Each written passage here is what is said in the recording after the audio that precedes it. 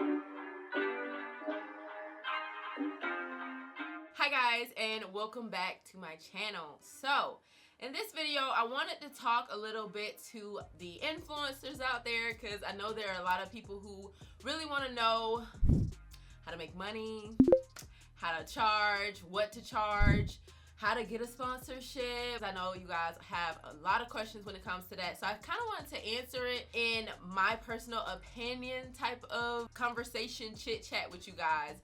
So just to let y'all know a little bit of background about me, I graduated with a BA in marketing from Georgia Southern University, and after that I went into recruiting. So I recruit for a bunch of different positions, actually, like warehouse, call center. And then I went into digital creative recruiting, so that's like UX designers, web developers, things like that. So I was doing that for 5 years before I went full-time into influencing.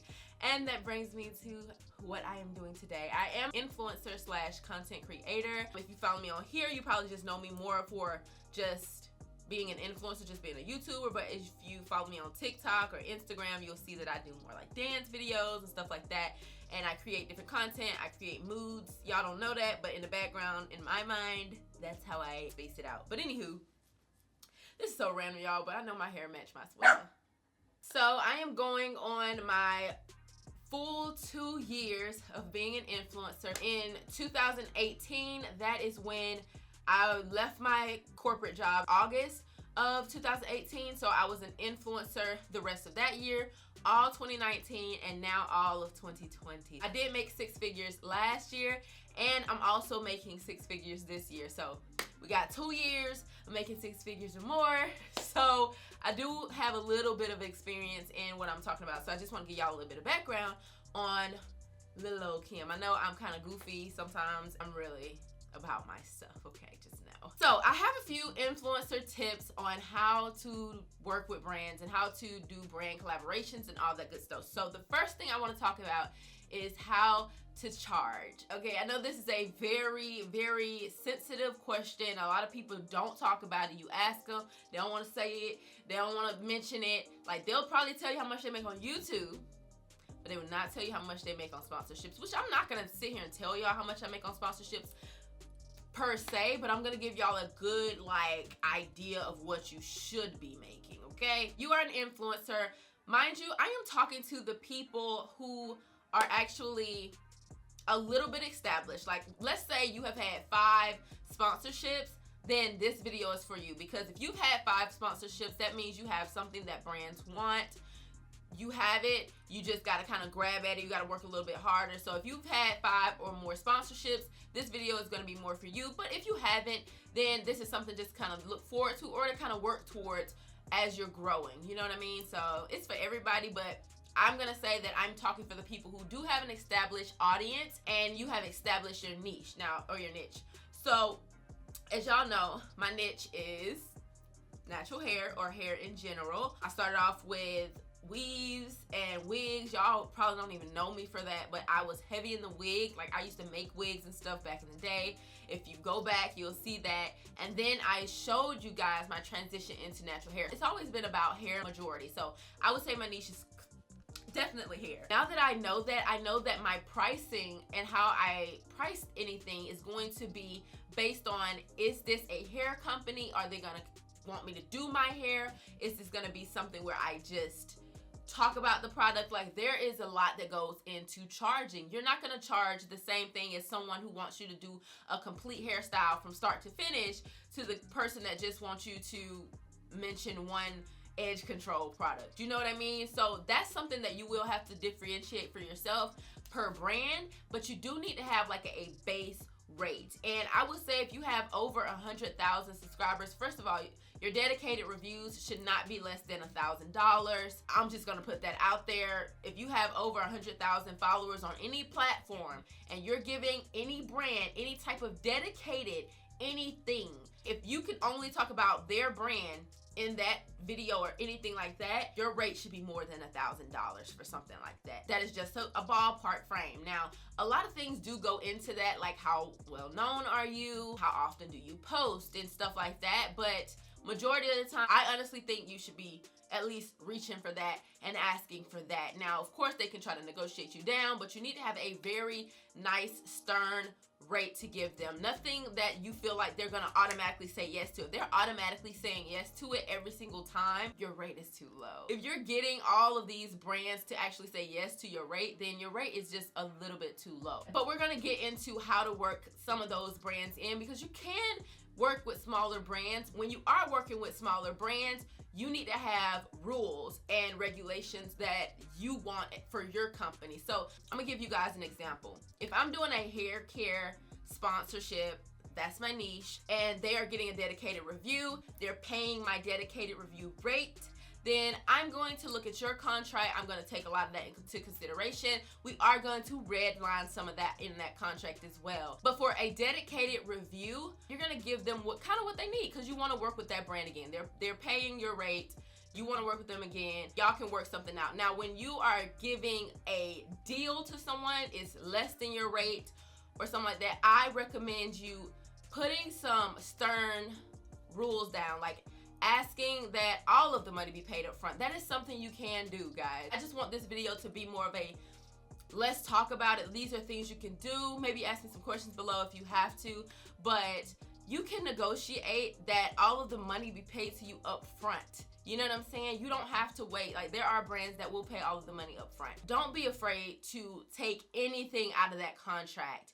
If there is a brand that, let's just say, I gotta give an example because I feel like you guys are gonna get lost in the sauce if I don't. Since my niche is in hair, if they was to reach out for a dedicated review, like I said, that would be like, okay, pay my rate.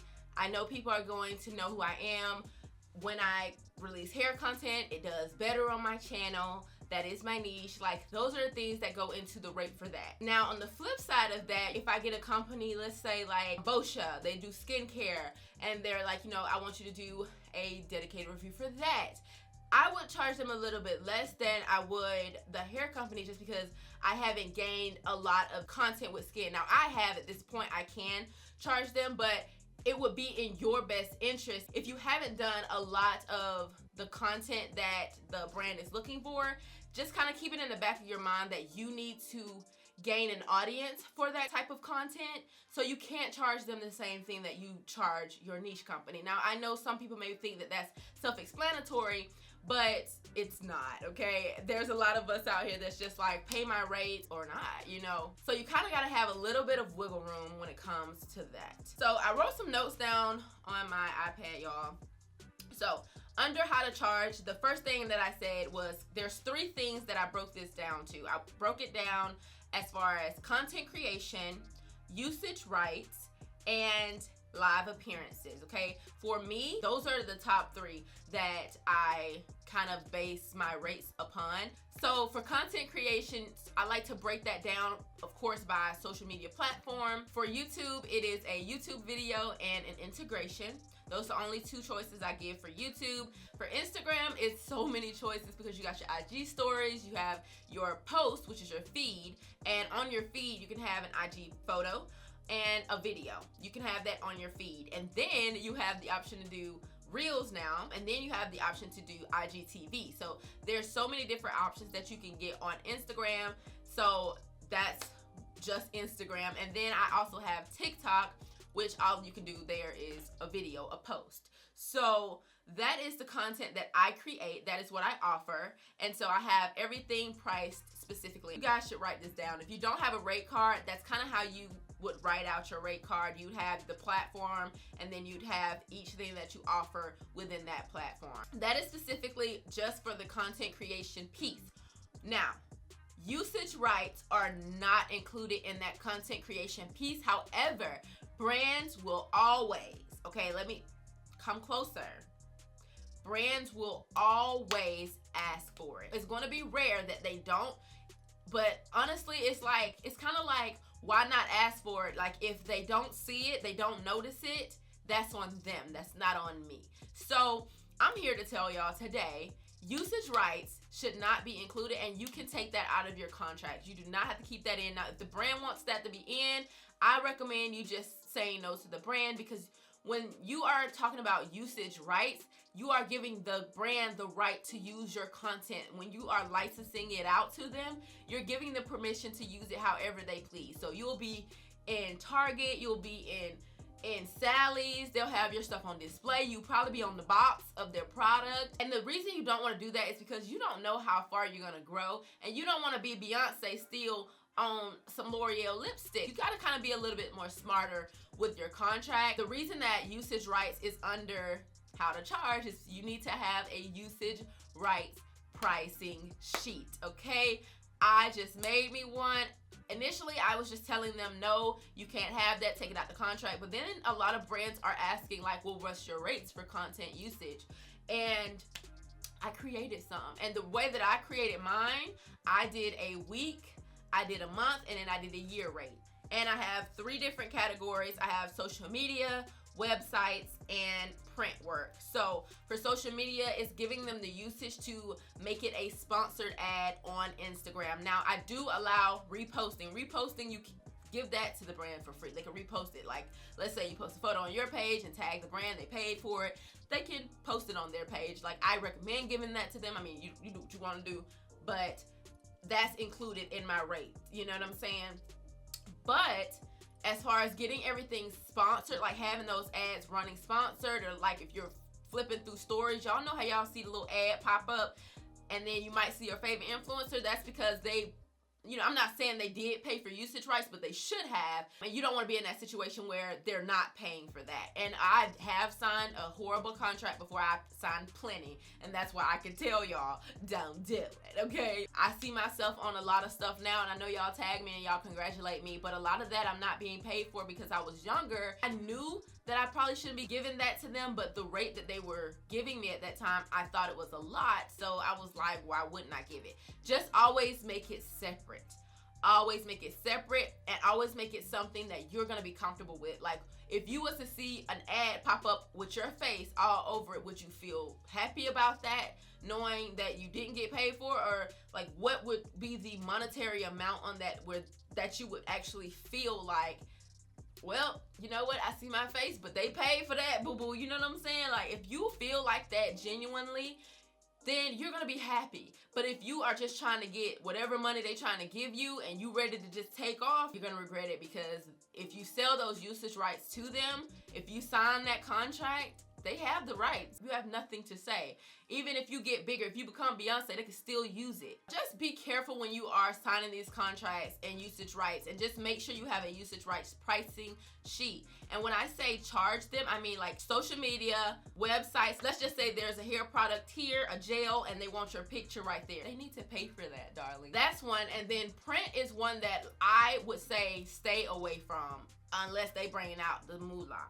That moolah, okay? Like, when I say print, I mean, we're talking about the brands of products, right? You're sponsoring their content, but that's like, you know, being on the box, like a perm box, a hair color box, you know, billboards, and being on the trains. They need to pay you for that, and they need to pay you for the time frame that they're using that for. Don't sign your usage rights over to any company, not completely, not forever. Don't do that. Put a time frame on it. That is the best advice I can give you today. Just always put a time frame on it. That's why I said a week, a month, a year. You can pay by the year, and I'm gonna be satisfied. Because my rate for the year, it makes me smile. You know what I'm saying? The last thing when you are charging that's kind of separate from content creation and usage rights is live appearances. You become the face of that brand. If you're going to like a hair show, or you're gonna be at like BeautyCon or something like that, and you're at their booth and stuff, like, you are representing them. Being a familiar face with the brand, it is so great. It's so important. It's a great collaboration idea. It's great for a brand to do that. When I do that, I make sure that I charge by the hour. I don't know if you guys have been to any hair shows or anything like that. It can get very hectic. Definitely charge by the hour so that you want to be there and you're gonna put your all into it. Let's just say if they're paying you like $100 to be there for 8 hours, ma'am, no ma'am. It sounds cool, but it ain't cool when you get there, because being at hair shows is so tiring. You're talking all day, you're taking pictures all day. Like, talking all day is a very exhausting. Hugging, take it like, that's a, y'all don't understand.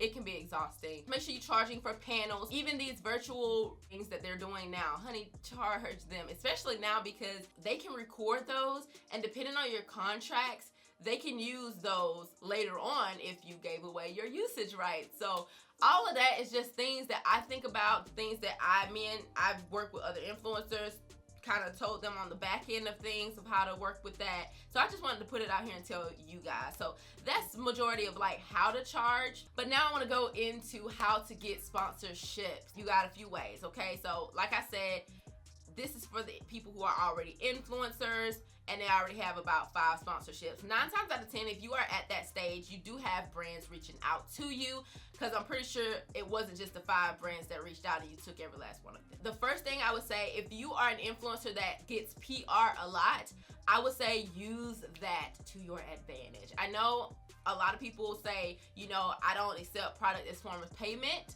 and that is true. I don't accept product as form of payment.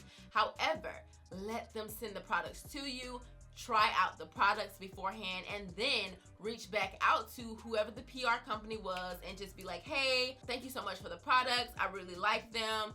I was wondering if the brand is looking for any collaborations at this time. I would love to be a part of the next campaign. Things like that. That is your time to pitch to them. And that creates very genuine relationships that you are going to have, and it's going to help you with gaining more sponsorships over time and just having sponsorships on deck. That's just the name of the game. Is just kind of having those brands that you really already use in your videos. You already like them. These are brands that you really consider top tier already. You're gonna talk about it already, so why not get paid for it? The next thing I wanted to say about sponsorships is just sticking to your rate for your niche. If someone contacts me for hair content, I am going to give them my rate card off rip. There are no discounts. They're only a discount if you get, you know, multiple items added. Like if you wanted a YouTube video and an Instagram video and an Instagram post, you know, I can bundle deal that up and we can do that. But as far as like cutting your real rate down for one mention, like don't do that.